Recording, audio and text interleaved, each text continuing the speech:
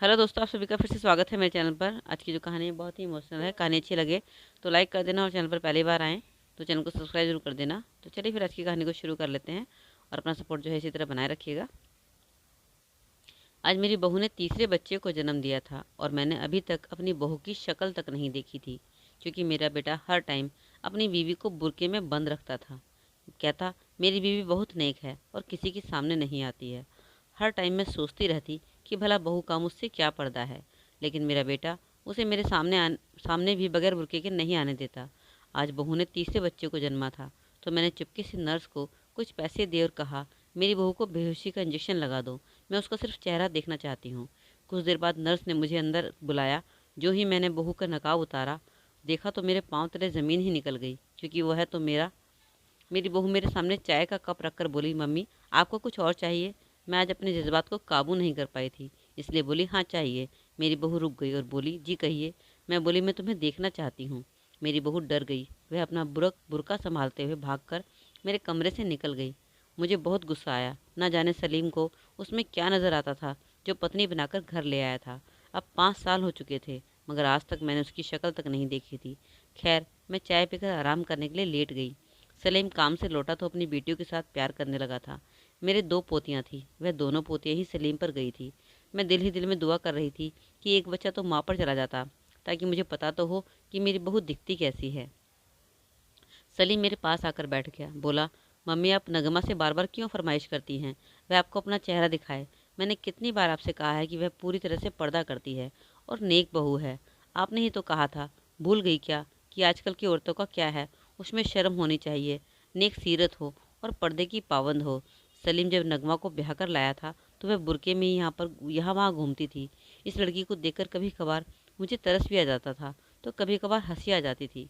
मुझे तो यही लगता था कि शायद ये मुझे लुभाने के लिए करने लगी है, लेकिन अगर ये ढोंग होता तो 3-4 सालों में खुल जाता। अब बस बहुत हो गया। मैंने भी सोच लिया था कि कैसे भी करके मैं उसकी शक्ल देखकर ही रहूंगी।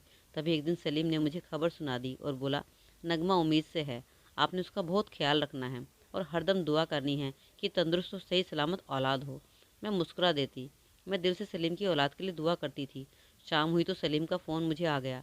बोला, मम्मी आज रात को मैं काम से सिलसिले से दूर शहर जा रहा हूँ, अब सुबह ही आऊँगा। आप बस नगमा का ख्याल रखिएगा। मैंने उससे कहा कि तुम बेफिक्र रहो। थोड़ी देर बाद ही नगमा भी मेरे पास आ गई और बोली, मम्मी सलीम तो आज घर नहीं आएंगे, आप ऐसा करो अपनी दवा खाकर सो जाओ, मैं भी आराम करने लगी हूँ। मैंने सर हिला दिया तो वह चली गई थी। मुझे शाम को जल्दी ही सो जाने की आदत थी, क्योंकि रात 3 बजे उठकर नमाज़ पढ़ा करती थी। हर रात की तरह जब मैं नमाज़ पढ़ने के लिए उठी, बाहर जाकर वज़ू करने लगी तो मुझे कुछ गुनगुनाहट की आवाज़ सुनाई देने लगी थी। मैं बहू के कमरे के पास से गुजर रही थी तो मर्दाना आवाज़ ने मुझे चौंका दिया था। ना जाने रात किस समय सलीम आया था। मुझे तो नींद में कुछ खबर ही नहीं हुई थी। मैं अपनी नमाज में बिजी थी। जब मुझे एहसास हुआ कि कोई मेरे पास आकर बैठ गया है, मुझे लगा सलीम ही होगा। मैंने नमाज ख़त्म की। जब सलाम करने लगी तो मैंने देखा कि कोई मेरे पास से उठकर जल्दी से बाहर के दरवाजे की तरफ बढ़ गया है। मुझे सिर्फ काले रंग का बुर्का ही दिखाई दिया था। मैं शक में पड़ गई थी कि रात को उस पहर मेरी बहू कहाँ चली गई। कहीं सलीम और नगमा में कोई झगड़ा तो नहीं हो गया। मैं भी जल्दी से उठकर नगमा के कमरे की तरफ चल पड़ी, लेकिन नगमा तो वहीं सोई पड़ी थी। सोते हुए भी उसने अपना चेहरा ढक रखा था, मगर सलीम का कोई नामो निशान तक नहीं था।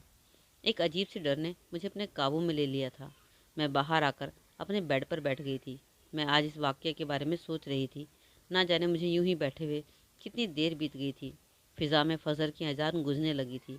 इतनी देर में दरवाजे पर दस्तक हुई। मैंने जाकर दरवाज़ा खोला तो सामने सलीम खड़ा था। उसने सर झुकाकर मुझे प्यार दिया और मेरे साथ आकर बैठ गया था। मैं बोली, सलीम तुम एक बार आकर फिर कहाँ चले गए थे? वह नासमझी से बोला, मम्मी क्या मतलब है, मैं तो कल शाम का ही गया अभी लौटा हूँ। मैं हंस दी और बोली, अपनी बुढ़िया माँ को पागल मत बनाओ। मैं नमाज़ पढ़ने के लिए उठी तो मुझे लगा नगमा और तुम्हारे बोलने की आवाज़ें आने लगी थी। फिर तुम उठकर बाहर चले गए, मगर तुमने बुर्का क्यों पहन रखा था और अपना चेहरा क्यों ढक रखा था? सलीम मेरी बातें सुनकर एकदम गुस्से में आ गया था। वह मेरे पास से उठकर अंदर अपने कमरे में चला गया था। उन दोनों के झगड़े की आवाज़ आने लगी थी। काफ़ी देर वह यूं ही लड़ते झगड़ते रहे, जबकि मैं हैरान थी कि आखिर माजरा क्या है। उस लड़ाई के बाद हमारे घर के हालात बड़े पेचीदा हो गए थे। नगमा काम ख़त्म करके अपने कमरे में घुसी रहती। सलीम सारा दिन अपने दिन काम पर बसा रहता। बस दो नन्ही परियों का ही मुझ बुढ़िया को सहारा था। वही अपनी शरारतों के साथ मेरा दिल बहलाए हुए थी। एक हफ्ता यूं ही बीत गया था, लेकिन नगमा और सलीम की अभी तक सुलह नहीं हुई। वैसे दोनों मियाँ बीवी में कभी भी लड़ाई नहीं होती थी।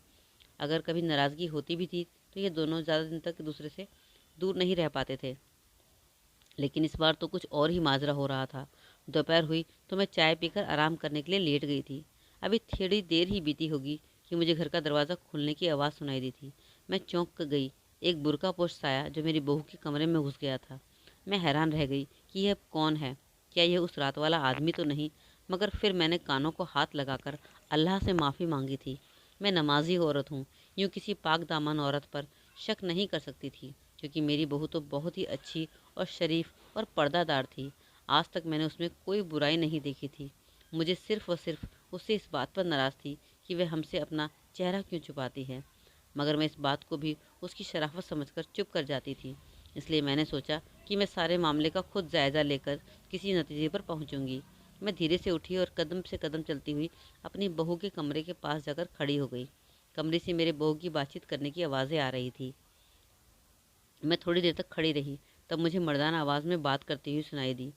मैं डर कर दो कदम पीछे हट गई। मैं अपने कमरे में आकर रोने लगी कि ना जाने मेरी बहू किन रास्तों पर चल पड़ी है। मेरा एक ही तो बेटा था। अब अगर बहू उसके साथ बेवफाई करती है तो मैं सब कैसे बर्दाश्त कर सकती थी। मैंने जल्दी से सलीम को फ़ोन मिलाकर घर बुला लिया। अभी 10 मिनट भी नहीं बीते थे कि मैंने अपनी आंखों से उस नकाबपोश को घर से निकलते हुए देखा था। मैंने अपना माथा पीट दिया कि सबूत तो भागकर निकल गया। आधे घंटे बाद जब मेरा बेटा घर आया तो वह बड़ा परेशान लग रहा था। सबसे पहले आकर उसने मेरी खैरियत मालूम की थी। मैंने बेटे को समझाया कि मैं तो ठीक हूँ, मगर मुझे बहू ठीक नहीं लग रही है। सलीम के माथे पर बल पड़ गए थे।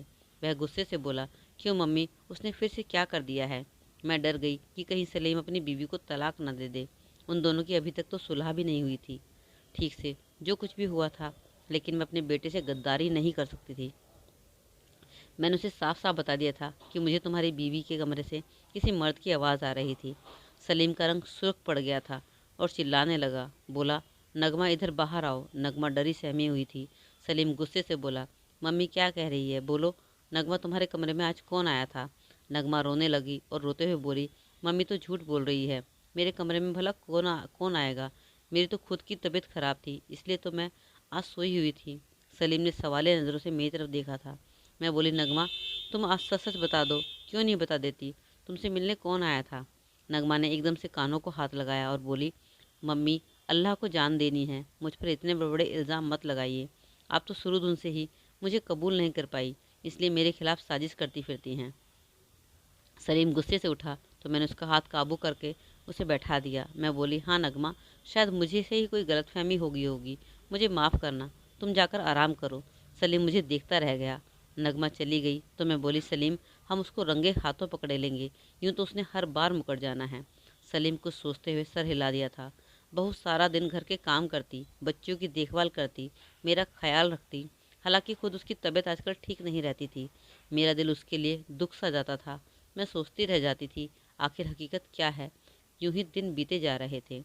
मेरी बहू का पेट बढ़ता गया, लेकिन आज तक मैं उसकी शक्ल सूरत देखने में बिल्कुल महरूम थी। एक दिन बड़ी तेज़ बरसात हो रही थी। सलीम भी काम वाली जगह पर फंस चुका था। मैं अपने कमरे में बैठी नमाज़ पढ़ने में बिजी थी जब मैंने किसी को घर में घुसते हुए देखा।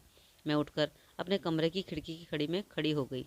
मैंने देखा वही बुर्का पोश मेरी बहू के कमरे में गया था। मैंने जल्दी से उठकर सलीम को फ़ोन किया। वह बोला, मम्मी, मैं रास्ते में हूँ, बस 5 मिनट में घर पहुँच जाता हूँ। वह घर आ गया था। मैंने उसे बताया कि वह बुर्का वाला आदमी तुम्हारी बीवी के कमरे में ही है। बरसात अब रुक चुकी थी। सलीम अपने कमरे के दरवाजे के पास जाकर खड़ा हो गया। फिर वह बड़ी देर तक यूं ही खड़ा रहा और धीरे धीरे नीचे बैठता चला गया और रोने लगा था। मैं हैरत से उसे देख रही थी। आखिर क्या माजरा है जो बेटा यूं दिल पकड़कर रो रहा है। फिर अचानक उठकर खड़ा हो गया और खुद को दरवाजे की ओट में छुपा दिया। वह बुर्का पोश जल्दी से हमारे घर से निकलकर बाहर चला गया था। मेरी बहू ने इधर उधर चल फिरकर उस बात की छानबीन कर ली कि कोई देख तो नहीं रहा, यह सलीम अभी तक आया तो नहीं है। सलीम वहाँ से उठकर मेरे कमरे में आ गया। मैं बोली, सलीम, तुमने उसको पकड़ा क्यों नहीं? आज तो तुम्हारे पास मौका था, तुम घर पहुँच चुके थे। सलीम बोला कि मम्मी, कुछ ही दिनों में वह बच्चे को जन्म दे देगी। मैं जल्दबाजी में कुछ गलत कदम नहीं उठाना चाहता हूँ। कुछ दिन और इंतज़ार करता हूँ। मैं चुप होकर रह गई थी। इस वाक़या को 3 दिन बीते होंगे कि मेरी बहू दर्द से तड़पने लगी थी और रोते हुए बोली कि मम्मी, मुझे हॉस्पिटल ले जाओ, लगता है मेरी डिलीवरी का टाइम आ गया है। मैंने अपने बेटे इरफान को जल्दी से फ़ोन करके बुलाया और बहू को जल्दी से अस्पताल ले गए। आज मेरे पास मौका ही मौका था और मेरे दिमाग ने भी काम करना शुरू कर दिया था। मैं जल्दी से नर्स के पास गई और उसके हाथ में नोट रख कर कहा कि मेरी बहू को बेहोशी का इंजेक्शन लगा दो, मुझे उसका चेहरा देखना है। नर्स मेरी तरफ बड़ी हैरान होकर, परेशान होकर देख रही थी और फिर पैसों को देखा और मान गई थी। एक बार आपकी बहू को बच्चे को जन्म दे दे तो मैं आपका काम कर दूंगी। 3 घंटे बाद नर्स बाहर आई और बोली, मुबारक हो, घर में पोता हुआ है। मेरी खुशी का तो ठिकाना ही नहीं रहा। फिर थोड़ी देर बाद उस नर्स ने मुझे इशारा करके कमरे में आने को कहा। मैं दबे कदमों में उठकर बहू के कमरे में चली गई तो सामने वाला मंजर देखकर मेरी तो रूह ही फना हो गई, क्योंकि वहाँ तो मेरी बहू नहीं बल्कि बेड पर पड़ी शख्सियत मुझे 26 साल पीछे लेकर चली गई थी। मेरा नाम खुशबू है। हम 7 बहन भाई थे। मुझ में सबसे बड़े 5 भाई थे, फिर मैं और मेरी बहन थी। हम दोनों बहनें अपने घर में राज करते थे। घर में हर कोई हमसे बड़ी मोहब्बत करता था, क्योंकि मैं बड़ी थी और घर की पहली लड़की थी। इसलिए मेरी हर जायज़ नाजायज़ फरमाइश पूरी की जाती थी। मेरा बचपन में ही निकाह कर दिया गया था। मेरी बुआ का बेटा और मैं एक दूसरे से बड़ी मोहब्बत करते थे। 2 साल बाद हमारी शादी होनी थी, मगर जब टाइम आया तो बुआ का इंतकाल हो गया था। उस टाइम मैं तो शर्म हया की वजह से सोहेब का साथ ना दे पाई थी, मगर मैंने यह ड्यूटी अपनी छोटी बहन सानिया की लगाई थी कि वही शोहेब का ख्याल रखे, और मैं अपनी छोटी बहन से उस तक मैसेज पहुंचा देती थी। जिस दिन बुआ का 40वां था, मैंने ही पूरे घर के इंतज़ाम संभाल रखे थे। उस शाम जब मैं थक कर छत पर थोड़ा आराम करने के लिए गई तो सोहेब भी उधर ही आ गया। वह बोला, तुमसे माफ़ी मांगने आया हूँ। मैं बड़ी हैरान थी कि आखिर किस बात की माफ़ी। फिर वह रोने लगा, मैं भी रोने लगी। मैं बोली, यूँ रोने से तो बुआ की रूह को तकलीफ़ होगी। सोहेब बोला, मैं जो करने वाला हूँ उससे तो अम्मी की रूह तड़पती रह जाएगी। फिर सोहेब ने मेरे मुंह पर 3 बार तलाक कहकर चला गया था, जबकि मैं गुमसुम सी हो गई थी। आखिर मेरे साथ ये क्या हो गया। मैं वहीं बैठकर रोने लगी थी। तब नीचे शोरगुल होने लगा था। मैं भागकर नीचे गई तो पता चला कि मेरी बहन सानिया लापता हो गई है। मैं भागकर सानिया के कमरे में आ गई। वहाँ पर एक खत पड़ा था। मैंने वह खत उठाकर पढ़ा तो उसमें लिखा हुआ था कि मैं और शोहेब एक दूसरे से बहुत मोहब्बत करते हैं। मैं ये जानती हूँ कि अगर हमने घर में शादी की बात की तो बहुत बड़ा फसाद खड़ा हो जाएगा और जुदाई हमारा मुकद्दर बन जाएगी। इस्लाम में 2 बहनें एक मर्द से निकाह नहीं कर सकती, इसलिए बड़ी को शोहेब ने तलाक दे दिया। मेरे लिए तलाक एक जहर से कम नहीं था।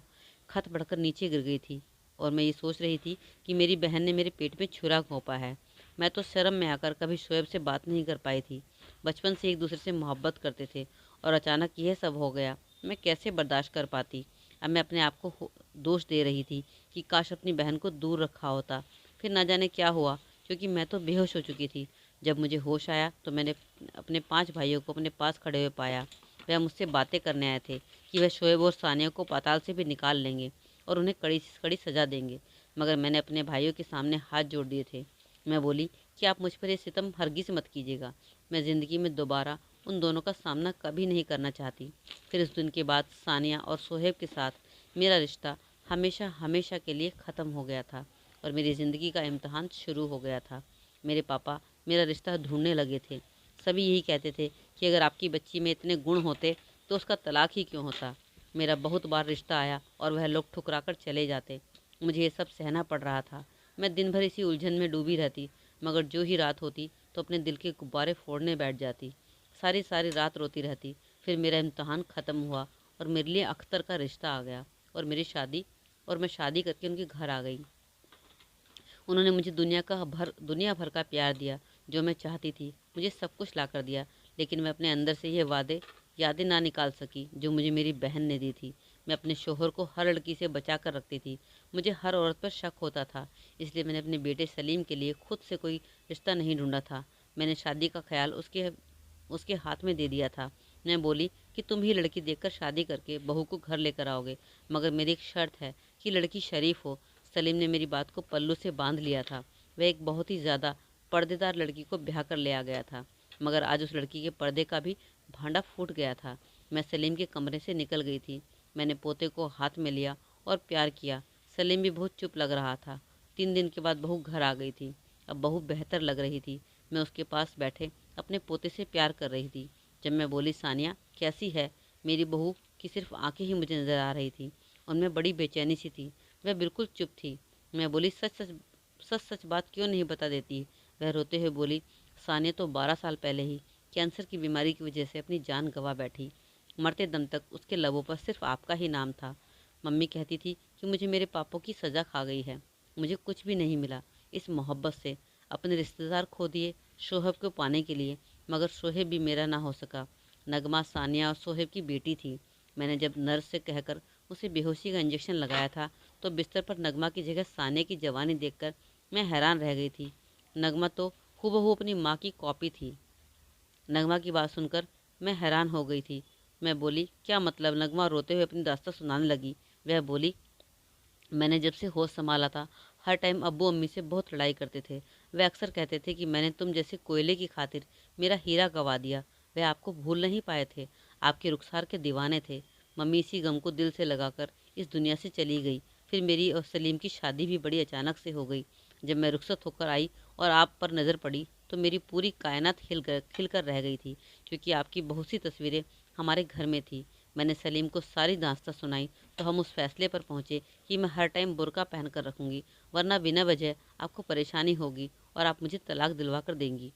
सलीम ने मुझसे वादा लिया था कि मैं अपने बाप से कभी कोई बातचीत नहीं रखूँगी। मैंने वादा निभाया, मगर फिर पापा जिद करने लगे कि वे आपकी एक झलक देखना चाहते हैं, आपसे मिलना चाहते हैं। इसलिए अब्बू छुप कर बुर्का पहनकर घर आते थे।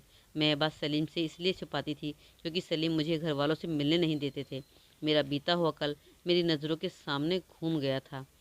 मैंने नगमा से कहा, नगमा मैंने अपने पोते की खुशी में सलीम और नगमा को माफ़ किया।